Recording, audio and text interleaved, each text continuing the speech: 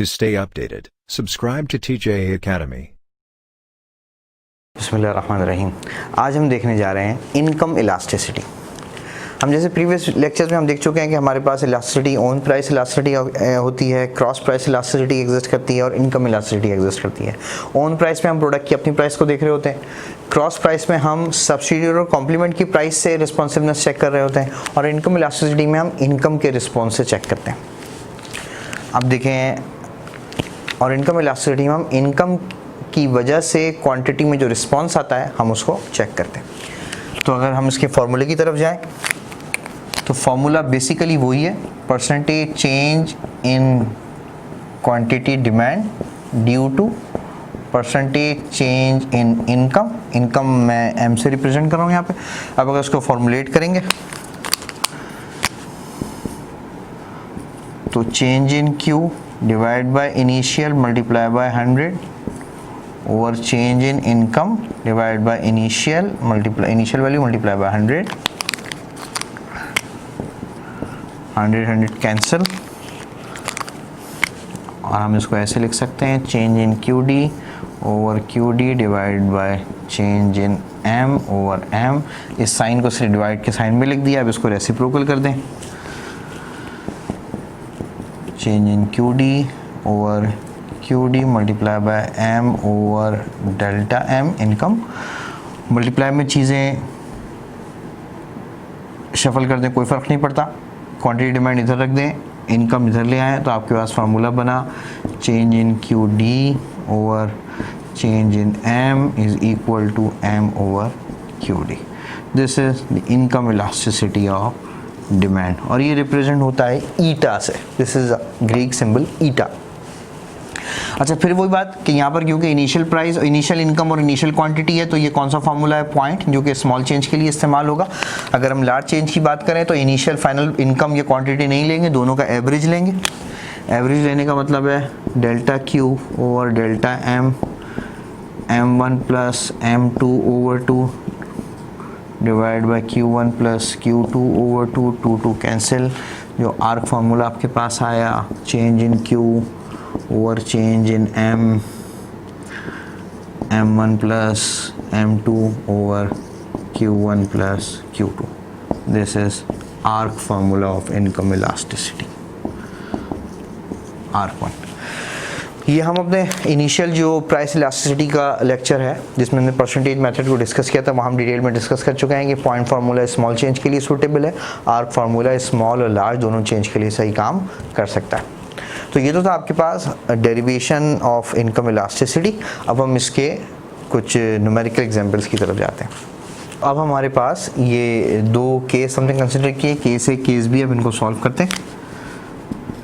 आपको पता है formula change in Q over change in M into M1 plus M2 over Q1 plus Q2। Arc formula इस्तेमाल करेंगे। Change in quantity plus 10 over change in price 100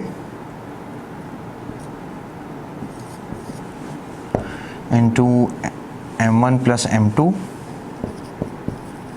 और Q1 plus Q2।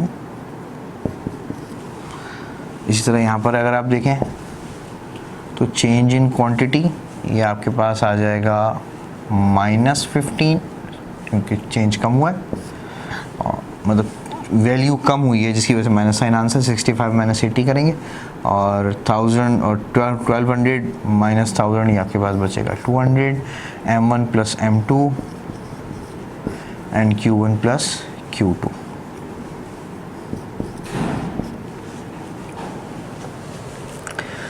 तो अब अगर हम इसको सॉल्व करें तो अब इसको सॉल्व करेंगे तो ये आपके पास आएगा -1.13 और ये आपके पास आएगा 1.909। तो अब देखें यहाँ पर भी दो साइन मौजूद हैं, पॉजिटिव भी मौजूद है और नेगेटिव भी मौजूद है। तो यहाँ पर इन पॉजिटिव नेगेटिव, जिस तरह हमने क्रॉस प्राइस में देखा था कि अगर आंसर पॉजिटिव आ रहा है तो जो गुड्स आपने लिए हैं वो आपस में सब्स्टिट्यूट हैं, और नेगेटिव आ रहा है तो जो जिन गुड्स की प्राइस और क्वांटिटी आपने ली है वो आपस में किस नेचर के हैं, कॉम्प्लीमेंट्स हैं। तो तो यहाँ पर भी आप देखें कि इनकम इलास्टिसिटी पॉजिटिव है और इनकम इलास्टिसिटी नेगेटिव है। हमने अपने नेचर ऑफ गुड्स का जो लेक्चर है उसमें हमने ये बात अच्छी तरीके से देख ली थी कि नॉर्मल गुड उस गुड को कहते हैं कि जब इनकम बढ़ेगी तो आप क्वांटिटी डिमांड बढ़ा देंगे, इनकम कम होगी तो क्वांटिटी डिमांड कम कर देंगे। इसका मतलब नॉर्मल गुड जब होगा तो इनकम और क्वांटिटी का पॉजिटिव रिलेशनशिप आएगा।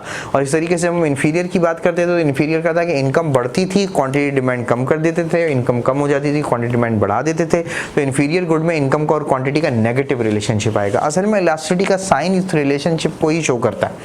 तो यहाँ पर इनकम और क्वांटिटी का रिलेशनशिप कैसा आ रहा है, पॉजिटिव आ रहा है। तो पॉजिटिव आने का मतलब है ये कोई सा भी गुड होगा उस इंडिविजुअल के लिए इसकी नेचर क्या होगी, नॉर्मल, क्योंकि इसमें इनकम का और डिमांड का पॉजिटिव रिलेशनशिप आ रहा है। इस तरीके से यहाँ पर देखें इनकम का और क्वांटिटी डिमांड का नेगेटिव रिलेशनशिप आ रहा है, यानी इनकम इंक्रीज हो रही है तो डिमांड में क्या होती है, कमी होती हुई नजर आ रही है। तो इसका मतलब जब इनकम इंक्रीज हो और क्वांटिटी डिमांड डिक्रीज कर जाए तो इस तरह के जो नेचर है वो क्या कहलाएगी, ये गुड क्या कहलाएगा, इन्फीरियर गुड।